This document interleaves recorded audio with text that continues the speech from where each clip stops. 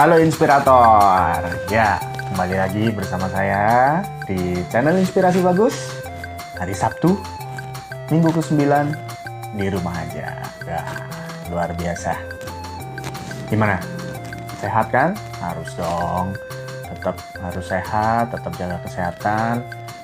Yang masih sering keluar rumah, pakai masker, cuci tangan, ya, minum jamu. Kalau ini lagi puasa bisa pas habis sahur atau habis buka puasa ya, atau makan makanan yang sehat lah, insya Allah. Dan semoga yang berpuasa juga tetap kuat, diberi kelancaran sampai nanti Idul Fitri. Oke. Kali ini saya kepengen bahas tentang dari kemarin kita udah sering bahas tentang SMA, sudah sering bahas tentang kampus ya.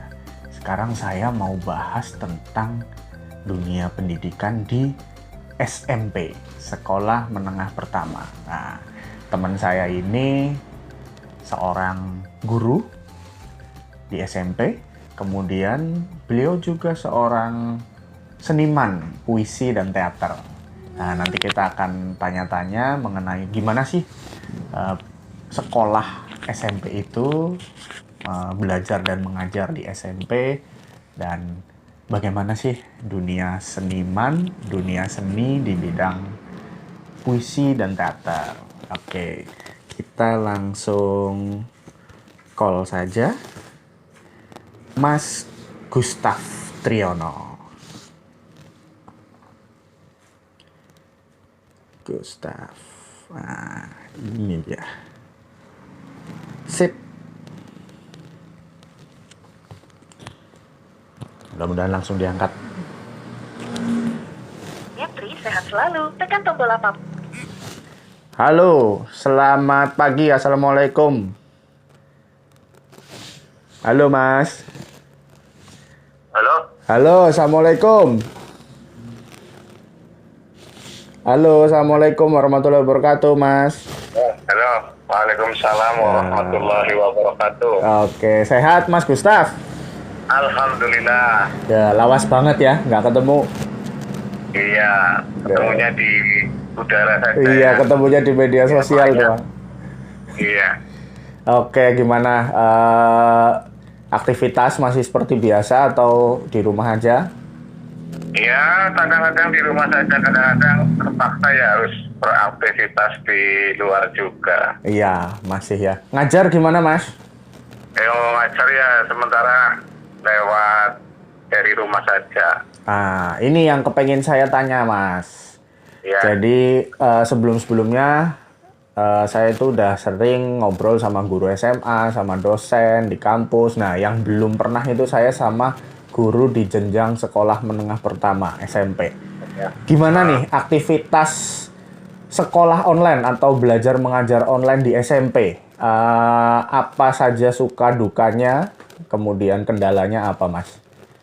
Ya, kalau di saya sebagai guru SMP mengajar dari rumah, ya seperti dengan yang lain itu yang menggunakan media sosial dan ya pokoknya aktivitasnya, hubungannya, komunikasinya jelas lewat media sosial. Tadi kemarin ada penugasan juga ya.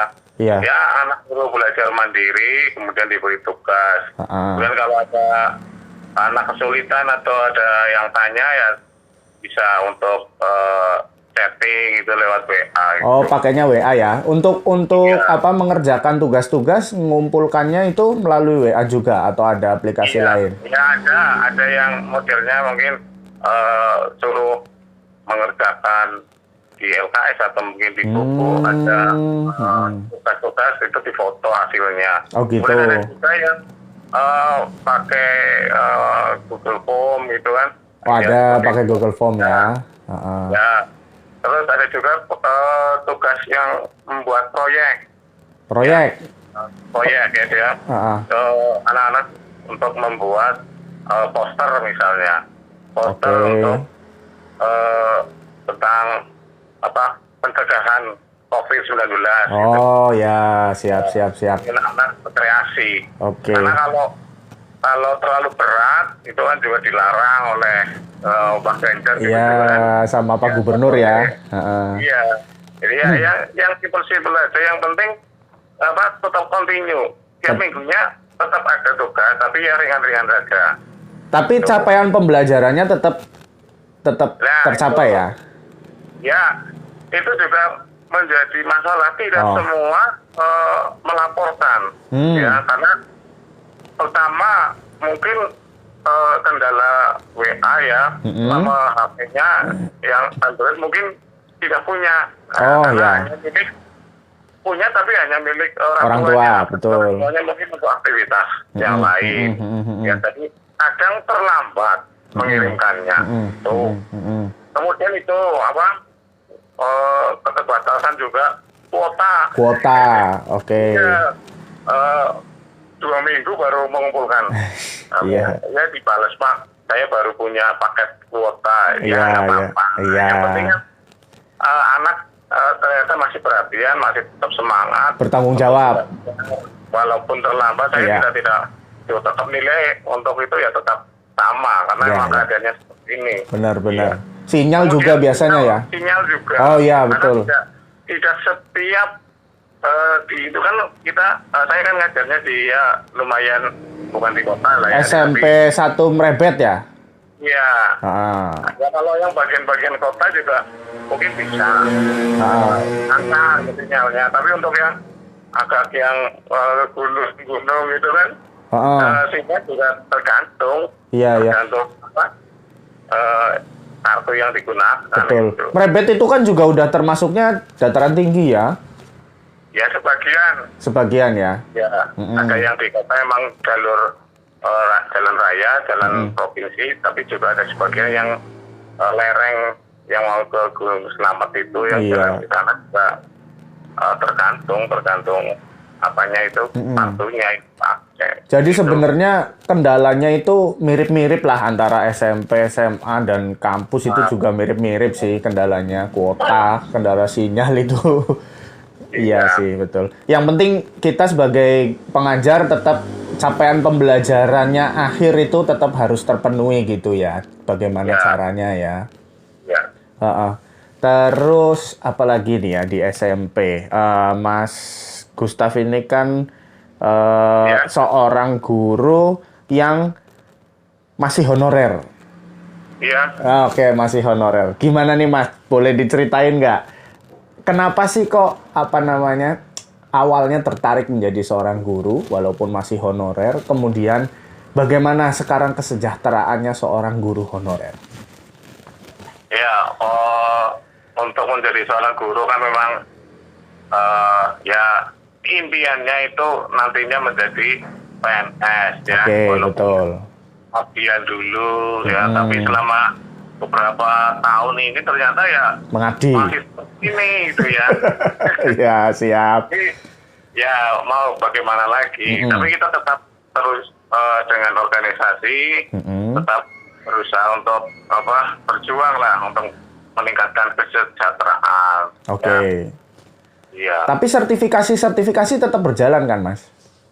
Ya, itu sertifikasi kan untuk yang guru PNS. Honorer belum? Enggak? Ya, honorer memang ada, tapi teman-teman saya yang sudah lolos ada beberapa, itu belum, enggak entah, ada PPG ya, itu ikut PPG, tapi sudah sertifikasi, sudah lolos, sudah sertifikasi, sudah punya sertifikat pendidik, tapi selama ini belum, untuk yang negeri itu belum. Oh, belum. Gitu, jadi sertifikatnya sudah ada, tapi belum keluar gitu ya? Iya, yaitu mau kebijakannya mau bagaimana kita tahu. Itu berarti di bawah kabupaten, provinsi atau langsung ke kementerian? Ya pusat. Langsung kementerian ya? Ya, cuman belum ada pencairan. Oke.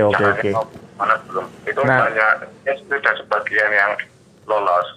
Nah, tapi ini sih mungkin agak personal, cuman saya kepengen supaya teman-teman yang nonton podcast ini atau dengerin podcast ini tuh tahu bahwasanya gimana sih apakah yang diterimakan guru honorer sekarang itu sudah mencukupi belum menurut Mas Gustaf? Ya, memang sih kalau kecukupan ya belum sampai UMR, tapi sudah secara bertahap memang ada perbaikan. Kita tidak bisa mengelak bahwa ya alhamdulillah setiap tahun ada perbaikan. Amin, ya. Alhamdulillah. Ya. Terus yang penting sih kita jangan terpaku pada penghasilan di guru honorer. Tapi ya kita banyak kalau kita yang sambilan gitu. Bahkan kadang sambilannya itu lebih besar. Ya ini ya yang mungkin akan harus disampaikan ke teman-teman guru honorer seperti itu ya. Iya, ya banyak yang jualan online, ngajar school dan lainnya. Mas Gustaf juga aktif untuk Bina Pramuka juga ya? Ya, dari itu juga ekskul di beberapa sekolah juga malah ya ada aktivitas itu bisa lebih besar daripada menjadi guru honorernya gitu ya? Iya. Banyak teman-teman yang jualan juga. Iya. Online juga gitu.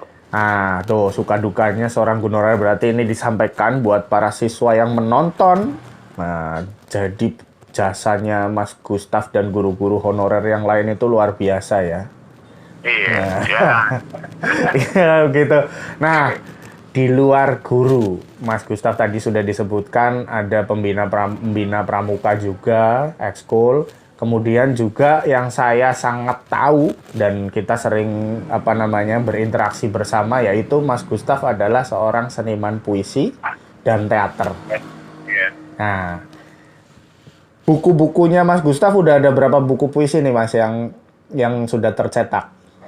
Ya kalau yang tercetak yang kumpulan yang sendiri itu saya baru satu. Sendiri baru satu. Ya yang tergabung dengan atau antologi dengan kawan-kawan sastrawan dari baik dari lokal maupun nasional itu ya sampai ya banyak lah, puluhan lah. Wah, luar biasa. Nah, dari buku, ini sekarang saya bicara lagi dari sisi seniman. Bagaimana kesejahteraan seorang seniman di daerah, khususnya di Purbalingga Banyumas lah, Mas Gustaf, kita sering di Banyumas, di Purbalingga. Kesejahteraan seorang seniman di Purbalingga dan Banyumas menurut Mas Gustaf? Ya tergantung PI-nya kan. Iya. Gimana? Tergantung PI-nya. tergantung proyeknya ya. Iya. Kalau lagi misalnya kalau saya teater gitu ya. Kalau lagi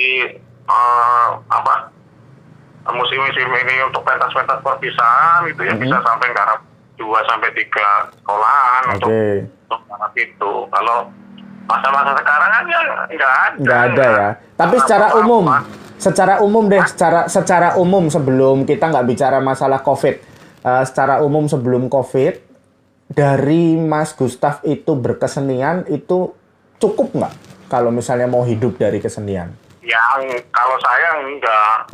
Itu sekedar hobi dan mungkin kalau ada penghasilan atau ada honor dari situ itu ya hanya nilai plus saja itu kalau dari saya loh. Oke. Kalau dari saya di sastra dan teater itu hanya hiburan tapi kadang menghasilkan, kadang ya biasa saja itu. Tapi kalau diseriusin sebenarnya bisa menghasilkan sekali ya? Iya, mungkin kalau dari misalnya ya untuk serius memang untuk menulis misalnya. Menulis. Ya untuk menulis kalau kita serius mungkin tiap minggu di muat itu di majalah di koran itu ya rata-rata ya antara sekali tayang honornya sampai 200. Kalau 4 minggu dalam 1 bulan ya sampai 800. Baru menulis ya, itu baru satu tulisan ya. Kemudian juga artikel-artikel, ya nulis artikel itu bisa, ya sekali itu kan bisa antara 1 sampai 150 gitu. Wah lumayan tuh, berarti kalau teman-teman yang seripilan saja itu. Ya, kalau Mas Gustaf kan karena sudah ada pokoknya sudah ada nih ngajar gitu ya. Tapi kalau teman-teman yang memang berniat untuk belajar menulis puisi, kalau memang diseriusin itu bisa menjadi sebuah pekerjaan yang diandalkan gitu kan ya Mas ya. Iya, jangan menulis puisi saja itu. Ya, menulis artikel opini, ya itu kan semuanya. Berarti harus berkembang ya tulisannya ya. Iya. Oke. Nah, kalau dari teater, ya kita sih sama-sama ini malah curhat ya. Kalau dari teater, kebanyakan kita di teater di wilayah kita, Barling Mas Cakep itu masih sekedar hobi ya Mas ya.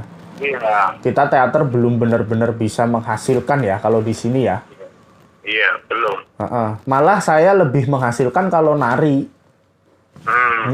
Daripada bermain teater. Tapi kalau di Jakarta itu teater bisa jadi sebuah penghasilan. Menurut Mas Gustaf itu apa yang salah, Mas? Bukan apa yang salah. Mungkin ini atmosfer kesenian yang kita di sini itu kan ya beda dengan di Yogyakarta atau di Solo atau mungkin di Jakarta. Jadi kalau sekarang kita di sini kan untuk event-event teater itu kan hanya untuk misalnya akhir tahun, kemudian ada event apa itu untuk memperingati hari apa gitu kan. Tapi kalau di sana memang untuk rutinitas. Betul. Tiap bulan atau tiap minggu itu ada pementasan dan juga faktor tingkat apresiasi ya. Apresiasi dari masyarakatnya juga berbeda. Tapi mungkin nggak sih atmosfer itu akan terbentuk di daerah menurut Mas Gustaf? Ya mungkin kalau betul Mas. Gimana Ya, Mas? tapi untuk kita teater itu kan modern ya. Itu mungkin tapi untuk yang tradisi itu bisa terbangun misalnya pada wayang itu bisa atau mungkin ebek gitu kan. Ya kalau ebek wayang. Nah, yang saya fokuskan adalah pertunjukan teater yang modern gitu ya, kontemporer lah. Kita bilang kontemporer ya. Bahwasanya yang orang duduk masuk gedung, misal kita Banyumas sudah punya gedung Suteja, gedung kesenian gitu. Orang duduk beli tiket nonton teater setiap minggu, mungkin nggak Mas? Ya mungkin untuk kalangan pelajar sama mungkin mahasiswa saja. Kalau untuk masyarakat umum belum itu ya? Sepertinya belum. Selama ini udah berapa tahun saya dari kuliah sampai sekarang berteater ya paling hanya event-event tertentu saja. Dan penonton juga kalangan dalam tanda kutip ya yang terpelajar sama pegiat seniman itu sendiri. Nah, untuk masyarakat umum sepertinya belum. Tapi gini Mas, zaman dulu saya masih nonton Mas Gustaf main, saya belum jadi apa-apalah. Saya masih anak pelajar SMA, ada mungkin kuliah semester awal, saya kan suka nonton teater. Zaman itu pertunjukan teater itu menjadi sebuah prestis bagi mahasiswa loh Mas. Apalagi kalau di depan kamar itu ada tempelan stiker nonton teater. Itu sebuah prestis yang luar biasa loh zaman tahun 2004 2005. Tapi kenapa sekarang kok menurun? Menurut Mas Gustaf apa Mas? Nah, itu kan di kalangan terpelajar kan ya. Nah, sekarang menurun, berkurang. Iya. Karena mungkin kebanyakan larinya ke media digital, ke film, kemudian ke lebih baik nonton YouTube, main TikTok dan sebagainya. Itu ya, masalahnya itu ya. Iya, itu juga ngaruh juga. Nah, makanya mungkin, ini sekarang saya nyambung. Nah, mulai nanti sore sampai hari Senin, ada sebuah pementasan online di Purbalingga. Betul? Iya, betul. Dengan tajuknya yaitu Kangen Manggung, Seniman Kuat, Corona Minggat. Iya, betul. Nah, harapannya apa nih Mas dari pementasan ini? Saya juga takjub nih. Wah, Purbalingga berani nih. Banyumas belum ada nih. Purbalingga bisa pementas itu. Itu gimana harapannya Mas?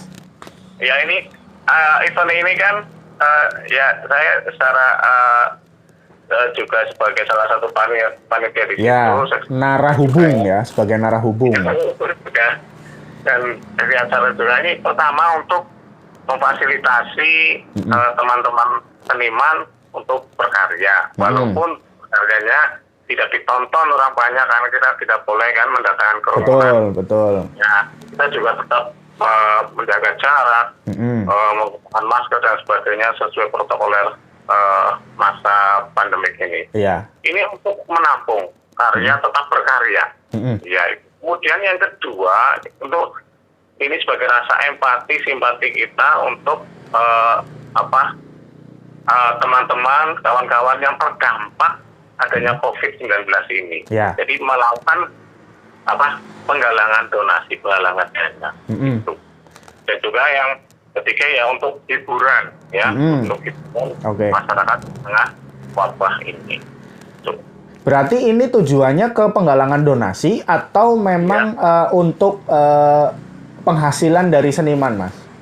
Untuk penggalangan donasi. Awal ini untuk penggalangan dulu berarti ya?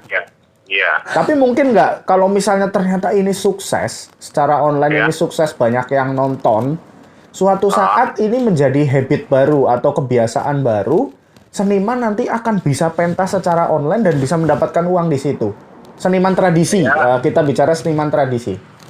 Ya, kita tidak tahu ke depannya. Mungkin bisa juga medianya berganti menjadi media secara online, secara digital, secara virtual, itu bisa juga. Makanya ini kita coba ya, maksudnya sekalian buat teman-teman yang nonton podcast ini nanti mulai nanti hari Sabtu tanggal 16 Mei ya. Ya, mulai setengah 4 sampai ya kurang lebih jam 5 menjelang maghrib lah. Menjelang buka puasa, kemudian hari Minggu juga? Iya, sama 3 hari. Sampai hari Senin ya. Berarti 16 sampai 18 Mei ya. Ya, silakan untuk teman-teman nanti yang nonton juga di flyernya juga di medsos ada nomor rekening, ya silakan untuk berdonasi. Oke, berdonasi. Tujuannya nanti untuk masyarakat yang terdampak ya. Ya, terutama ini untuk masyarakat seniman yang terdampak. Nah, itu maksudnya. Maksudnya ke situ berarti lebih khusus lagi masyarakat terdampak itu adalah masyarakat seniman ya. Ya. Oke. Karena kita dari teman juga ada yang membuat dokumenter ya, ternyata seniman EP gitu kan mungkin hampir berapa yang biasanya mentas mungkin 2 minggu itu tidak ada penghasilan. Betul. Ya. Nah itu kan kasihan juga. Kemudian seniman yang terdampak juga mungkin yang sudah sepuh ya, sudah tidak bisa beraktivitas untuk berkegiatan lagi, ya itu juga nanti mendapat prioritas. Ya. Mendapat bantuan. Amin. Nah, mudah-mudahan sukses pentasnya selama 3 hari, dan kalau sukses saya rasa sih ini bisa menjadi sebuah kebiasaan baru, Mas. Mudah-mudahan ini bisa menjadi agenda nih, kalau bisa berapa bulanan sekali, 3 bulan sekali kita pentas online dan lain-lain. Jadi yang nonton nggak hanya orang-orang lokal aja, tetapi bisa dari seluruh dunia, insya Allah. Iya. Amin gitu. Kita melihat dari Pak Ganjar yang mengadakan semacam ini. Iya, betul. Ya, Pak Ganjar juga yang mengadakan pentas di Semarang itu. Iya, saya juga nonton live-nya itu. Bahkan dia beberapa seri sampai 4 atau 5 itu. Nah, iya. Mudah-mudahan ini bisa diikuti juga oleh seniman-seniman lain di Jawa Tengah maupun di seluruh Indonesia, terutama seniman tradisi, supaya bisa tetap produktif ya. Iya, tetap berkarya produktif lah. Jadi nggak mikir aduh nyong ngarep duit sekangen di maning gitu, bisa nana pentasan gitu ya. Iyalah. Ya, Bismillah. Sebenarnya di rumah saja, misalnya tukang efek ya, tidak manggung, tidak tampil, tidak ada PY itu, tapi dia tetap bisa membuat kuda kepangnya. Iya, gitu. betul. Seniman lukis tidak bisa pameran, dia bisa melukis. Betul. Amin. Iyalah. Oke, Mas Gustaf, terakhir. Ya. Pesan untuk para siswa di Indonesia, terutama siswa SMP, dan pesan buat para seniman di Indonesia. Apa, Mas? Ya, untuk anak-anak atau siswa ya, tetap jaga kesehatan ya, jangan tetap di rumah saja.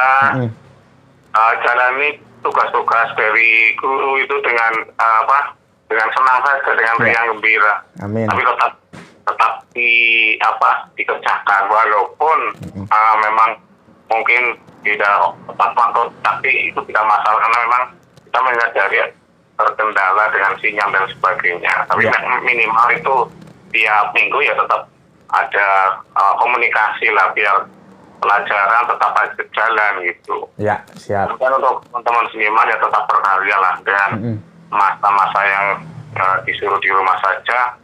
Apapun kita bisa mengerjakan walaupun nanti memang tidak semuanya bisa menghasilkan. Kalau misalnya menjadi penulis yang bisa berkarya dengan menulis dan sebagainya. Ya. Penari juga ya, itu juga ada tantangan dari penari Rianto juga kan yang di Jepang itu dia mengirimkan karya dari rumah, kemudian ada lomba juga. Iya, betul. Ya, jadi banyak mungkin kebiasaan itu berubah memang pada saat ini. Iya. Dan semoga ya keadaan ini bisa segera berakhir sehingga Amin. kita semua aktivitas. Ya, anak-anak siswa juga rindu kapan untuk masuk sekolah itu. Iya. Ya. Kita juga rindu sekali kan? Iya. Buat ngajar di kelas. Iya. Iya. Terima kasih Mas Gustaf. Sehat selalu. Semoga sukses mengajarnya, sukses juga buat berkeseniannya, sukses juga nanti acara hari Sabtu sampai hari Seninnya. Mudah-mudahan seniman Purbalingga yang terdampak bisa terbantu dengan adanya acara itu, dan mudah-mudahan ke depan mereka tetap produktif, diajak lebih produktif lagi dan bisa menghasilkan walaupun secara virtual, secara online. Ya. Siap. Oke. Sampai ketemu lagi Mas Gustaf, kangen pentas lagi bersama. Iya. Oke. Oke. Assalamualaikum. Sukses selalu. Oke, sama-sama Mas, sukses selalu. Nah, itu pesan dari Mas Gustaf Triyono, seorang guru honorer, tapi dia sangat semangat ngajarnya. Kemudian tetap berkarya di keseniannya dengan menulis puisi, menulis artikel, kemudian beliau juga ngajar teater, tetap berkesenian teater. Dan ini nanti sekali lagi hari Sabtu 16 Mei sampai 18 Mei 2020 jam 3:30 sore nanti akan saya tampilkan di deskripsi ya, di mana bisa ditontonnya. Yang jelas kalau mau follow Instagramnya ada @gustaftriyono atau @DKP Purbalingga, Dewan Kesenian Purbalingga. Itu ada juga infonya di situ, atau di Instagramnya Bu Bupati di Hayuning Pratiwi juga ada informasinya untuk berdonasi dan lain-lain. Semoga kita bisa support untuk seniman-seniman lokal yang terdampak COVID ini, dan semoga bisa memicu mereka supaya bisa lebih berkarya walaupun di masa yang seperti ini. Terima kasih. Sampai ketemu minggu depan di Inspirasi Bagus. Salam inspirator.